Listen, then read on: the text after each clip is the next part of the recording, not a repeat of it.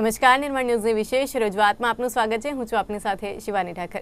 દર્શક મિત્રો, વિશેષ રજૂઆત આપ જોઈને સમજી ગયા છો। નારી તું નારાયણી વિશે છે, કારણ કે 8મી માર્ચ છે, આંતરરાષ્ટ્રીય મહિલા દિવસ છે અને ત્યારે આપણે મહિલાઓ વિશે વાત કરી રહ્યા છીએ। ઘણું બધું મોટું વ્યક્તિત્વ છે, સ્ત્રી છે, નારી છે, મહિલા છે, ઘણા બધા નામથી ઓળખીએ છીએ અને વ્યક્તિત્વ ખૂબ જ વિશાળ છે। એ ન હોય તો આપણને ઘર ખાલી લાગે, એ ન હોય તો જીવન અધૂરું લાગે અને એ જ નારી વિશે આજે આપણે વાત કરવાના છીએ। અને જ્યારે નારી વિશે વાત કરીએ છીએ, મહિલાઓ વિશે વાત કરીએ છીએ, ત્યારે મહિલાઓને મહિલાથી વધારે કોણ સારું સમજી શકે?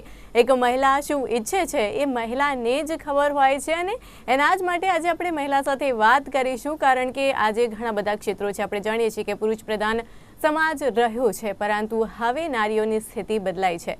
સ્ત્રી સશક્તિકરણની અત્યાર સુધી આપણે વાતો સાંભળતા આવ્યા છીએ, પરંતુ હવે એ સ્ત્રી સશક્તિકરણ નજર સમક્ષ દેખાવા લાગ્યું છે અને ત્યારે આજે આપણે વાત કરી રહ્યા છીએ બે એવા વ્યક્તિઓ સાથે કે જે આમ તો એકબીજાથી ભિન્ન છે, કારણ કે અલગ અલગ પર્સનાલિટી છે, અલગ અલગ વ્યક્તિત્વ છે, પરંતુ બંને ખૂબ જ સુંદર વ્યક્તિત્વ છે અને ખૂબ જ સ્ત્રી સશક્તિકરણની જ્યારે વાતો કરી રહ્યા છીએ ત્યારે સશક્તિકરણ આપનારી આ બંને નારીઓ સાથે આપણે વાત કરી રહ્યા છીએ। અને એમાં સૌથી પહેલાં આપણી સાથે જોડાયા છે ઋત્વી પટેલ, કે જેઓ સામાજિક કાર્યકર છે। એકદમ શાંત સરોવર જેવી સુંદર મૂરત એવું વ્યક્તિત્વ, જેની સાથે આપણે વાત કરી રહ્યા છે। ને આપણી સાથે થોડાક જ સમયમાં આરજે મેઘા પણ જોડાશે અને આરજે મેઘાની જો વાત કરીએ, એકદમ અલગ વ્યક્તિત્વ કહીશું ઋત્વીબેનથી, કારણ કે એનર્જી હાઉસ છે આરજે મેઘા અને એ પણ જોડાવાના છે। લેડી રણવીરસિંહ આપણે કહી દઈએ એમને। તો આ બંને જ્યારે આપણી સાથે જોડાયા છે, સૌથી પહેલાં તો આ બંનેનું સ્વાગત છે। Thank you શિવારીબેન। ઋતુબેન, આપનાથી શરૂઆત કરીશું। સૌથી પહેલાં તો આંતરરાષ્ટ્રીય મહિલા દિવસ છે, મહિલાઓનો દિવસ છે, આપનો મારો મેઘા બેનનો દિવસ છે, ત્યારે સૌથી પહેલાં તો શું કહેશો? જી શિવારીબેન, તમે આંતરરાષ્ટ્રીય મહિલા દિવસની જ વાત કરી તો સૌથી પહેલા તો તમને, મેઘાબેનને, આપણી બધી બહેનોને અને બહેનોથી પણ આગળ દરેક ભાઈઓને પણ, કારણ કે સ્ત્રીનું અસ્તિત્વ, નારીનું અસ્તિત્વ તો દરેકના જીવનમાં રહેલું છે। તો સમગ્ર ઓડિયન્સને બધાને હું આંતરરાષ્ટ્રીય મહિલા દિવસની ખૂબ ખૂબ શુભકામનાઓ પાઠવું છું। આપે વાત કરી કે આજનો દિવસ એટલે નારીના અસ્તિત્વને ઉજવવાનો દિવસ, સ્ત્રીના સશક્તિકરણને વધાવવાનો દિવસ, સ્ત્રીને ઓવરઓલ ઇન જનરલ વધાવવાનો દિવસ। તો સૌથી પહેલા તો હું કહીશ કે શિવાનીબેન, કે આપણું આખું જે આ કન્સેપ્ટ છે, કે આપણી આ જે વાતો છે, કદાચ આંતરરાષ્ટ્રીય મહિલા દિવસ તો અમુક વર્ષો પહેલા યુનાઇટેડ નેશન્સે શરૂઆત કરી અને પછી આપણે ઉજવતા થયા, પણ આ જે સ્ત્રી સશક્તિકરણની વાત છે, કે સ્ત્રીઓના અસ્તિત્વને સ્વીકારવાનો અને વધાવવાની વાત છે, તો એ તો આપણા ત્યાં સદીઓથી થતી આવી છે। એ વાતનું દુર્ભાગ્ય છે કે અમુક કારણોવશ જે પરંપરાગત આપણી જ સ્ત્રીઓને શક્તિનું, લક્ષ્મીનું, વિદ્યાનું, જ્ઞાનનું બધાનું સ્વરૂપ ગણવામાં આવતી હતી, અમુક કારણોવશ પાછલી અમુક સદીઓમાં આપણી સ્ત્રીઓને ક્યાંક ને ક્યાંક હાંસિયામાં ધકેલી દેવામાં આવી અને એના પરિણામ સ્વરૂપે આપણે અત્યારની ઘણી સ્ટ્રગલો કે ઘણી અત્યારે મહિલાઓને જે પ્રોબ્લેમ થઈ રહ્યા છે એ જોઈ રહ્યા છીએ। પણ મારું માનવું છે ને, એ બાબતમાં હું બહુ ઓપ્ટિમિસ્ટિક છું શિવાનીબેન, કે મહિલાઓને સશક્ત કરવાની જરૂર નથી। મહિલાઓ સશક્ત તો છે જ, સક્ષમ તો છે જ, ક્યાંક ને ક્યાંક ખાલી એમને એ અંદર જે ચિંગારી છે એને ઉજાગર કરવાની, ઉપરના જે આવરણો છે એ હટાવવાની જરૂર છે। બાકી દરેક મહિલા, એ નાનકડી બાળકી હોય કે વૃદ્ધ ઘરડા માજી હોય, દરેક એ સશક્ત છે, સક્ષમ છે અને દરેકને અહીંયા હું આજે આ મંચ પરથી દરેકને વંદન કરું છું અને સેલ્યુટ કરું છું, કારણ કે દરેકની એક એવી ઉત્તમ અને આગવી જર્ની રહેલી છે। દરેક તરફ સ્ત્રીની વાત કરો ને દરેક મહિલાઓની અલગ અલગ વાત જુઓ તો એટલી સુંદર અને આગવી એમની જર્ની રહેલી છે, અલગ અલગ સ્ટ્રગલ સાથે એ લોકો આગળ વધી રહ્યા છે। તો દરેકને આજે વંદન, અભિનંદન અને મારા તરફથી એક સેલ્યુટ। જી ઋતુબેન, સાચી વાત છે, કારણ કે દરેકમાં જી અંદરથી શિવાનીબેન। શક્તિ છુપાયેલી છે અને આપણે જ્યારે શક્તિની વાત કરીએ છીએ ત્યારે પાર્વતીજીને પણ પોતાની અંદરની શક્તિને ઓળખવામાં વાર લાગી હતી ને ત્યારબાદ આપણને મહાકાળી પણ મળે છે। એટલે અંદરની શક્તિ ઓળખવી એ દરેક સ્ત્રી માટે એટલી જ જરૂરી છે અને આપણી સાથે આરજે મેઘા પણ છે, તેમની સાથે પણ વાત કરીશું। તો આજે આપણે જે દિવસની વાત કરી રહ્યા છે તેની શરૂઆત કરીએ મેઘા, કારણ કે આંતરરાષ્ટ્રીય મહિલા દિવસ છે। સૌથી પહેલાં તો શું કહેશો?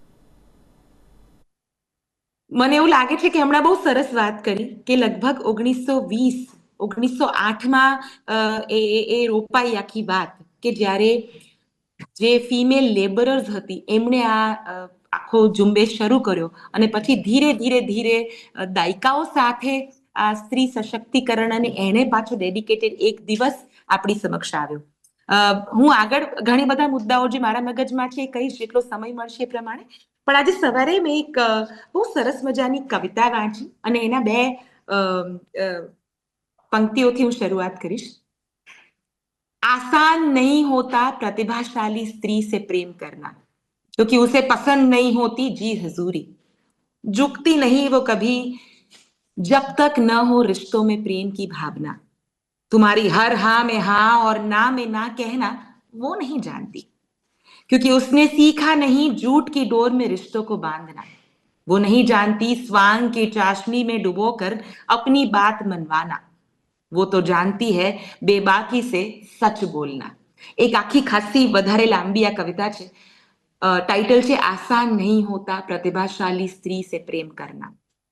મુદ્દાની વાત એ છે કે આપણે કલ્ચરના નામે અમુક એવા રીતિ રિવાજોને આપણે બહુ સ્ટ્રોંગલી ફોલો કરીએ છીએ કે જેમાં સ્ત્રીઓને સેકન્ડ સેક્સ માનવામાં આવે છે. આ સેકન્ડ સેક્સ પર મોટી ચોકડી મારીને જ્યાં સુધી જેન્ડર ઇક્વોલિટી, લૈંગિક સમાનતાની જે આપણે ખાલી વાતો કરીએ છીએ, પોકળ વાતો, પણ જ્યાં સુધી ઘર ઘરમાં આ વાતને ખરેખર જીવવામાં નહીં આવે ત્યાં સુધી આપણે આ દિવસ મનાવવો પડશે, અને એ પણ પાછો વર્ષમાં એકવાર. This day should be celebrated for 365 days. A ensure કરવા માટે કે વર્ષમાં માત્ર એક દિવસ આને આમ ડેડિકેટેડ કરવામાં ના આવે. ખાસ કરીને મને એવું લાગે છે કે જે પ્રકારે વ્યાપારીકરણ થઈ ગયું છે, એટલે તમે જુઓ ને તો થોડું એલિટ પ્રકારનું પરિવાર હોય, ઓફિસ હોય, તો વિમેન જેટલી પણ હોય આજુબાજુ પરિવારમાં કે ઓફિસમાં, એ બધાને હેપી ઇન્ટરનેશનલ વિમેન્સ ડે વિશ કરવામાં આવે. અને વ્યાપારીકરણ એ લેવલે પહોંચી ગયું છે કે કાર્ડ, કેક, ગિફ્ટ, બુકેથી એમને ભેટો આપવામાં આવે. પણ એ માત્ર 8 માર્ચ પછી 9મી માર્ચથી એ આખી વાત પાછી નાબૂદ થઈ જાય. અને આપણા જે સળગતા પ્રશ્નો છે, જે જ્યારે આ ચળવળ શરૂ થઈ તે લઈને આજ સુધી, એ તો પાછા એટલા ને એટલા જ છે. વર્કફોર્સ પાર્ટિસિપેશનની વાત કરીએ તો ભારતમાં મહિલાઓ જે છે તેનું માત્ર એઝ ઓફ નાઉ 30% યોગદાન છે. તો એ ક્યારે એવું થશે કે દરેકે દરેક વુમન એ સમજશે કે દરેકનો હક છે, it is a fundamental right to work and to live independently. એ આખી વાત છે. ઇક્વલ પે ની વાત કરીએ તો આ પે પેરિટી માટે વર્ષોથી મેઇન આખી વાત જે છે, આ ચળવળની શરૂઆત જે બહુ જ શરૂઆતમાં 19મી સદીમાં થઈ, એ ઇક્વાલિટી માટે થઈ હતી 1908માં. અને પછી ધીરે ધીરે રશિયા અને યુએસ ને બધા અલગ અલગ દેશોમાં ચળવળ શરૂ થઈ, અને પછી યુએનએ અનાઉન્સ કર્યું કે ભાઈ આ દિવસને આપણે આવી રીતે મનાવીશું. પણ એ દિવસને આજની વાત, પે પેરિટી દરેકે દરેક દેશમાં હજુ એટલો જ ઇસ્યુ છે કે જેમાં મહિલાઓ જે છે તેને મિનિમમ કહું છું, આ તો વધારે હશે, મિનિમમ 20-25% સેમ કામ માટે ઓછા પૈસા આપવામાં આવે. બરાબર છે. એ કદાચ તમારી ઓફિસ હોય કે મારી ઓફિસ હોય, તમને ક્યાંક ને ક્યાંક પે પેરિટી જોવા મળશે જ મળશે, which is unanimous, omnipresent and universal. વાત આવી, તમે એવું કહો કે હવે આપણે એલિટ લોકોની વાત કરીએ કે ચલો જે નોકરી નહીં પણ જે પોતે ખરેખર હવે ભણી ગણીને કદાચ સેકન્ડ જનરેશન એજ્યુકેટેડ છે, એના મમ્મી ભણ્યા પછી એ ભણી, એટલે એનામાં કદાચ આવા સામાન્ય ભેદભાવો માટે લડવું ના પડતું હોય, પ્રિવિલેજ્ડ હોય, એને ખાસા બધા પ્રિવિલેજ મળી ચૂક્યા હોય કે જેમાં એને લડવું ના પડે, સ્ટ્રગલ ના કરવી પડે કે ભાઈ કે સ્ત્રી પુરુષ સમાન હક હોવા જોઈએ, મારે કામ કરવું છે, ચલો કામ કરો, વાંધો નહીં, નોકરી કરો, ઇન્ડિપેન્ડન્ટલી જીવો. પછી વાત આવે કે મારે પોતાનો બિઝનેસ ચાલુ કરવો છે.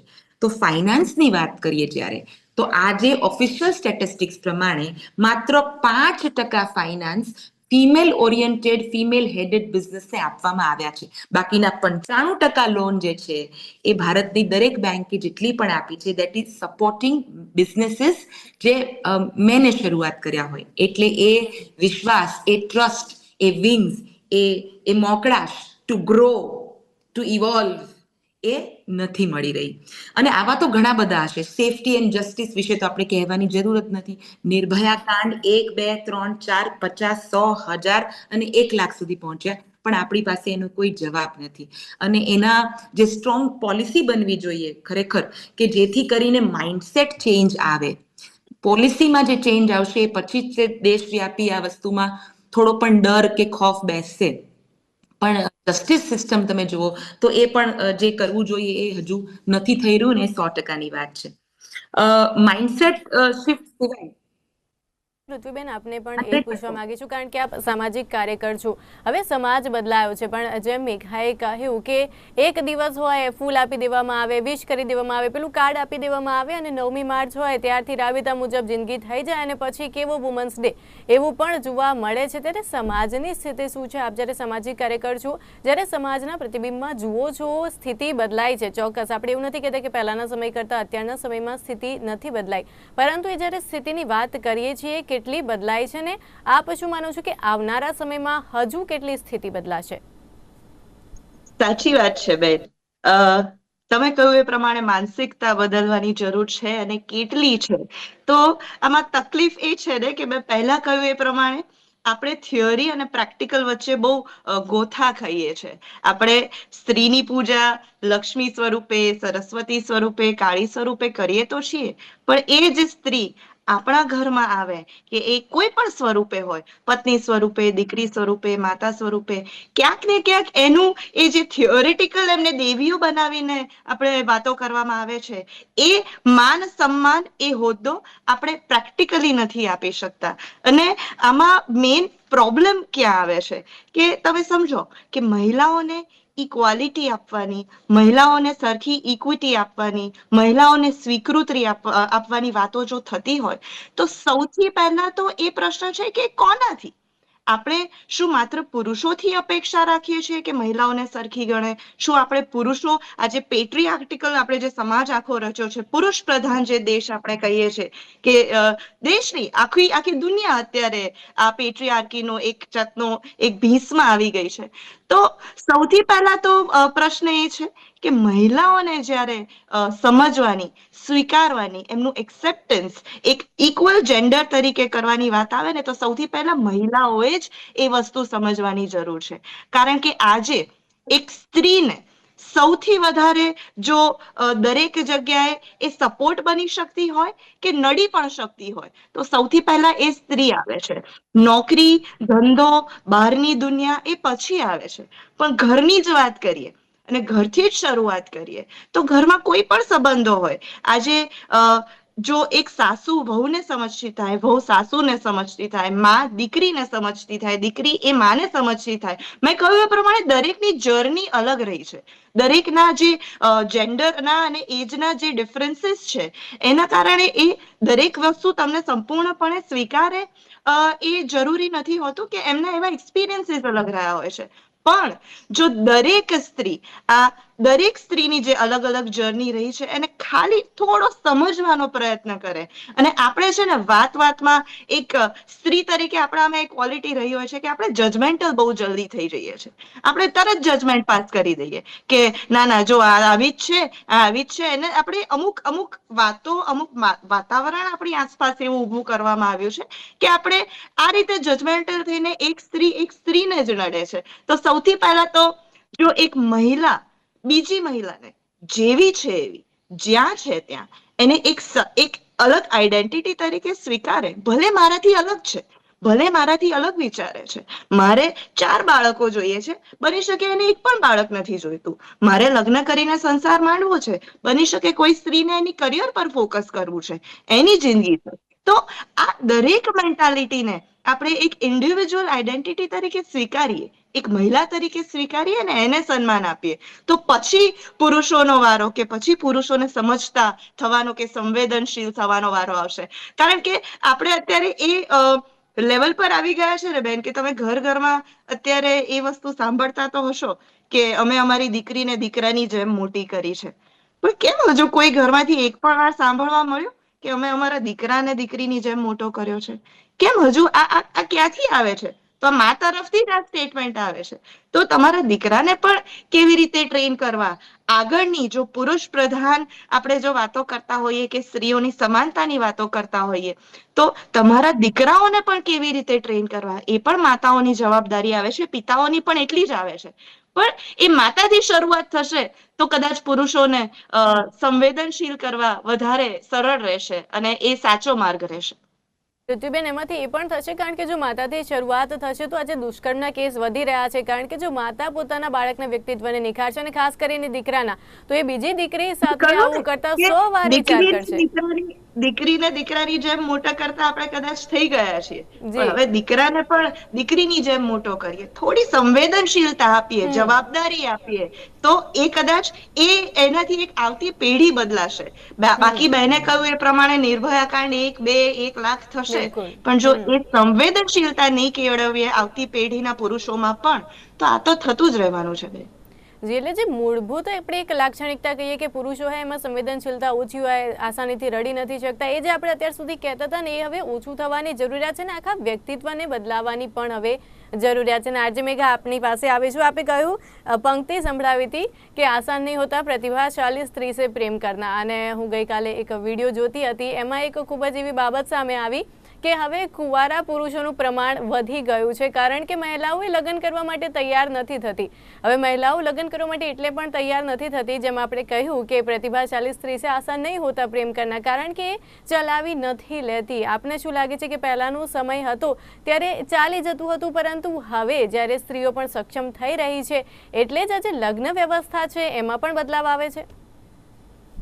બિલકુલ. અને મને એવું લાગે છે કે આઈડિયલ ચેન્જ છે. ઋતુએ બહુ સરસ વાત કરી કે એ એની એક પર્સનલ ચોઇસ છે, એને લગ્ન કરવા કે ન કરવા, એને બાળક કરવું કે ન કરવું, એને કેટલી કલાક કામ કરવું છે, એને કદાચ ડબલ શિફ્ટમાં કામ કરવું છે અથવા તો એને સબેટિકલ લેવું છે, મારે કામ હમણાં નથી કરવું, મારે માત્ર ને માત્ર મારા સ્કિલ ડેવલપમેન્ટ, મારે એક ટ્રીપ પર જતા રહેવું છે. એટલે એ ડિસિઝન જે છે, જ્યાં સુધી મહિલાઓ પોતે, એટલે દરેક વસ્તુમાં જે પેલું પૂછ કરવાની આપણને જે પેલી વર્ષોથી સામાજિકરણ એવું થયું છે ને કે ઇન્ડિપેન્ડન્ટ કોઈ, હવે ધારો કે આજે હું કમાઈ રહી છું છતાં એ ફાઇનાન્શિયલ ડિસિઝન લેવાની વાત આવે ત્યારે મેજોરિટી 99% ઓફ ધ વિમેન એ પૂછ્યા વગર ડિસિઝન એટલા માટે નહીં લઈ શકે કારણ કે એને એટલી બધી છૂટ લેવાની માનસિકતા હજી કેળવાઈ જ નથી. કે એમ થોડી અરે જ્યારે પોતે જ બનાવેલા રૂપિયા છે એને ક્યાં ઇન્વેસ્ટ કરવા એ પૂરેપૂરો હક એકચ્યુઅલી તારી પાસે હોવો જોઈએ. એટલે નાની નાની વાત છે. હમણાં એક બહુ સરસ વાત કરી કે આપણે છે ને આપણા આ બધા માઇન્ડસેટમાં તમે ચેન્જ કરો, તમારા પોલિસીમાં સરકાર ચેન્જ કરે, પોલિસી શિફ્ટ થાય ન થાય, ગ્રાસરૂટ લેવલ પર દરેક ઘરમાં ચેન્જ આવે. એ સિવાય મને એવું લાગે છે કે આપણે પર્સનલ લેવલ પર હું અને તમે શું કરી શકીએ, તો આપણે આપણી ભાષામાં બદલાવ લાવવાની જરૂર છે. આપણે નાની નાની વાતમાં જે બોલીએ છીએ ને એ ખરેખર આપણી માનસિકતા ઘડે છે. હવે હું એવું કહું કે બહુ કોમનલી આપણે લઈને આપણે ઓફેન્ડ પણ નથી થતા. આપણે એમ કહીશું છોકરીની જેમ રડે છે. કેમ? છોકરીઓ રડવા માટે બનેલી છે? Is it there personal trait કે દરેક વાતમાં રડવા લાગે, રોતલી હોય? નાની નાની વાતમાં કે આ તો એટલે મમ્મી પપ્પા બહુ લાડથી કહેતા હોય, પણ હું તો એ બી મારી મમ્મી તો ખાસ કરીને કે એવું ના કે આ મારો દીકરો, એ મારી દીકરી જ કે. અને મને ધારો કે કોઈ બીજી વ્યક્તિ બી એવું કહે ને કે આ તો મારો દીકરો છે, કોઈ દીકરો છે ને, હું તો દીકરી છું ને, I am proud of being a good daughter. એટલે આ જે ભાષામાં બદલાવ લાવશો ને તો મગજમાં ઉતરશે કે દીકરો હોવું એ સુપિરિયર છે, દીકરી હોવું એ કદાચ એના કરતા ઇન્ફિરિયર હોદ્દો છે, એવું આપણા મગજમાં ભાષા થકી સેટ કરવામાં આવ્યું છે કે છોકરીની જેમ રડે છે, આ શું છોકરી વેળા કરે છે. એ ભાષામાં પણ બદલાવ લાવવાની જરૂર છે, જેથી કરીને આવનારી જનરેશન છે એના મગજમાં એવું નહીં જાય કે રોવે એટલે તો છોકરીઓ છે. નાની નાની વાત છે. અને આ એક સૌથી મોટી વાત કે ક્યાં કહેંગે લોગ વો સબસે બડા રોગ.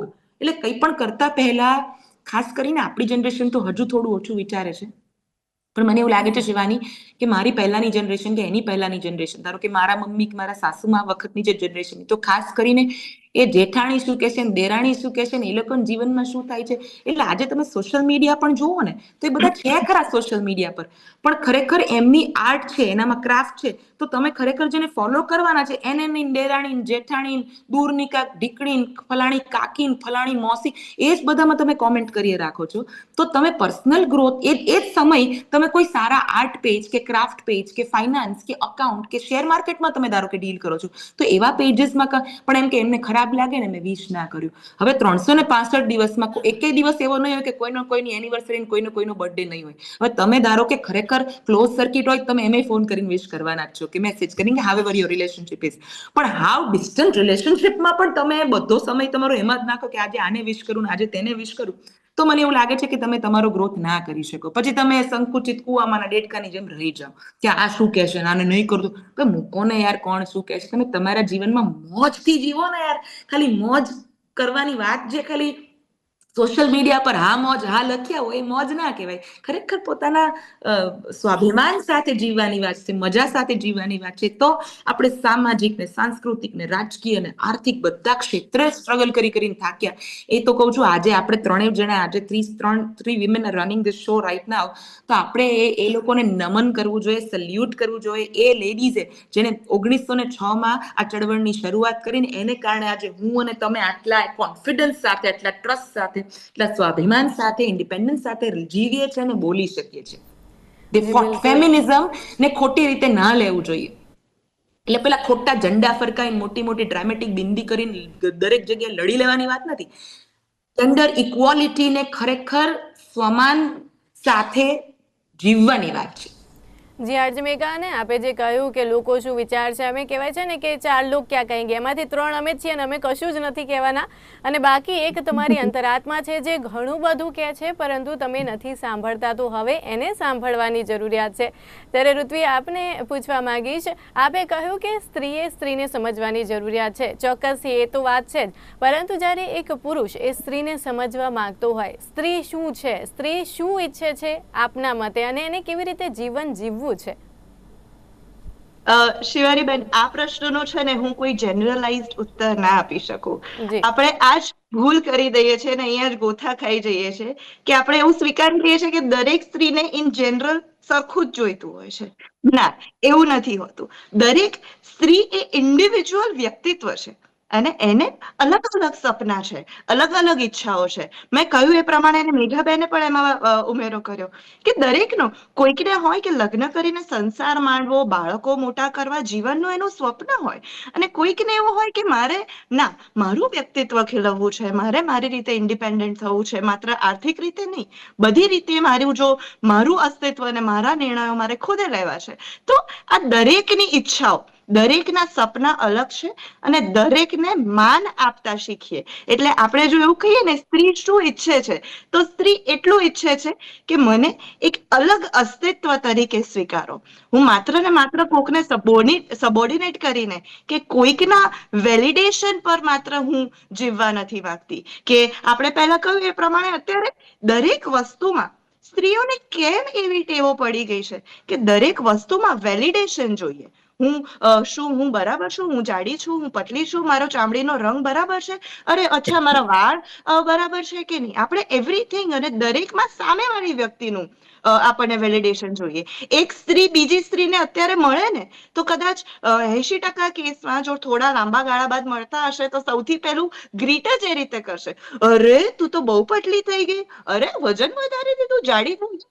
એટલે આ બધી જે કમેન્ટ્સ છે, નાની નાની વાતો છે, અરે ભાઈ એ જેવી છે એવી, જ્યાં છે ત્યાં એને એક્સેપ્ટ કરો ને, એને સ્વીકારો ને. અને જો સ્વીકારશો તો આપણે જો આ બધી જ વાતો કરીએ છીએ, અને બેને કહ્યું એ પ્રમાણે ફેમિનિઝમ એ કોઈ નેગેટિવ વસ્તુ નથી. એ વસ્તુને એટલી ચોખ્ખી રીતે સમજી દેવાની જરૂર છે કે આપણા રાષ્ટ્રને, દેશને જો આગળ વધારવો હશે તો દેશના 50% માનવ ધનને જો આપણે ક્યાંક ને ક્યાંક હાંસિયામાં ધકેલીશું તો દેશ આગળ નહીં વધે. અને દેશની સમગ્ર દુનિયાની અહીંયા વાત છે કે એક માનવ તરીકે આપણી પ્રજાતિને આગળ વધવું હશે તો 50% જે બ્રેન ફોર્સ છે, જેનું દિમાગ બની શકે કે કદાચ એક છોકરી જે ભણી નથી શકી, એની જોડે કદાચ કેન્સર, એના દિમાગમાં કેન્સરનો ઈલાજ ધરબાયેલો હોય પણ એને પ્લેટફોર્મ જ નથી મળતું.